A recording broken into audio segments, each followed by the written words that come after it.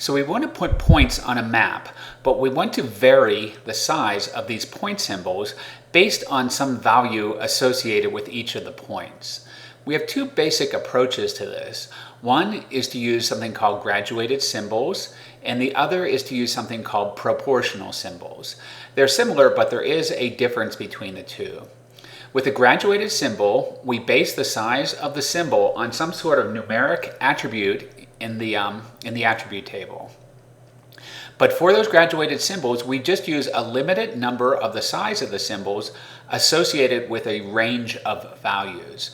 So for example, if we were mapping population density, places with a population density between 1 and 50 people per square mile might be a certain size circle, and ones with a population density of between 51 and 100 people per square mile might be a larger symbol, and there would be no symbol sizes in between those two. So if something were 75, it would fall in the 51 to 100 category, and it would receive that size. With proportional symbols though, however, we can get symbols of any size. Once again, we base this on a numeric attribute in the data table, but here we have no categories associated with them. We just make it like a ratio. So in this example here, if there was a population density of 75 people per square mile, the symbol would be halfway between the symbol that we would use for 50 people per square mile and less than 50 people per square mile and 50 to 100 people per square mile.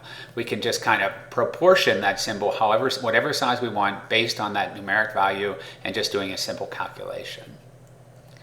This would be an example of a graduated symbol map. This is newspaper circulation in the greater Chicago area.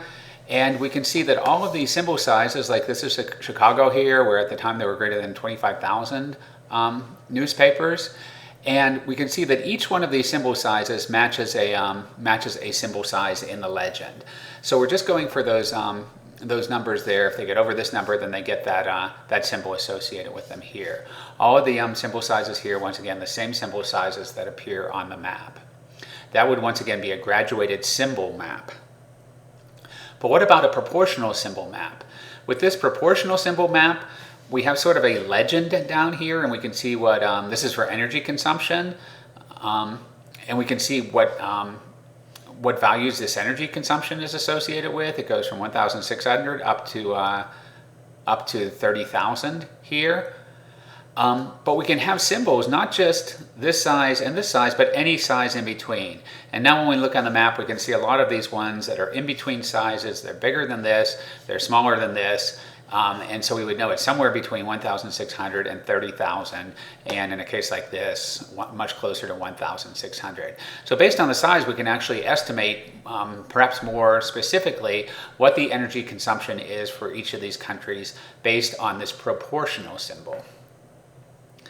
One thing to remember when we use proportional symbols is that if we use a symbol twice as large, if we use a circle twice as large, the map user, the person looking at the map, doesn't typically think that that looks twice as large to him or her.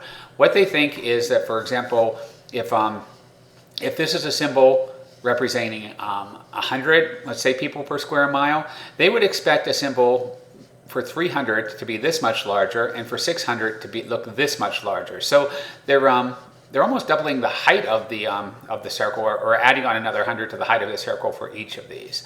But if we look at how big the circles really should be based on math, this would represent 100, this would represent 300, and this would represent 600.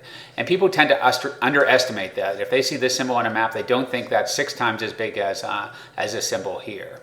So if you are using proportional symbols on a map, there is an option, this is Flannery's method, to use the Flannery method in order to make your circles a size that people, when they look at the map, are going to be able to better understand how that size relates to what you're trying to show on the map. So we can actually do this sort of scaling of symbols, and that's helpful to the map user. We typically stick with circles on a map because any other object, people have trouble seeing for example, a square twice as big or a triangle twice as big. They get confused by that. And then other artistic maps might try to put in things like barrels of oil or crates of material that's being exported. And people are just confused by that. Really, the circle is the best way to go. But this is an interesting map that was created by not using circles, but almost like little spheres or little spheres with latitude and longitude lines on them. And I'm just showing this because it gives an interesting impression. It's showing a map of Ohio and its population density and it was made by Guy Harold Smith in 1920. And these symbols here represent what the population density is. Some of them look very 3D, and then we actually go down to just dots on the map, which gives it like a very interesting texture as far as where the population density is across Ohio. If we zoom in further on this map, what we see is it looks interesting for a lot of reasons. If it's lowly populated, we just kind of get this background texturing. Once we start getting into bigger towns or cities, we get circles that we can clearly make out have a little shading with them. And then we get into these spheres here that have these lines almost like latitude and longitude on it, which gives an interesting effect because it almost looks like planets revolving around planets or something like that, and has an interesting effect. But in general, we would not want to do this because people really would have a hard time differentiating a sphere twice as big from one half as big.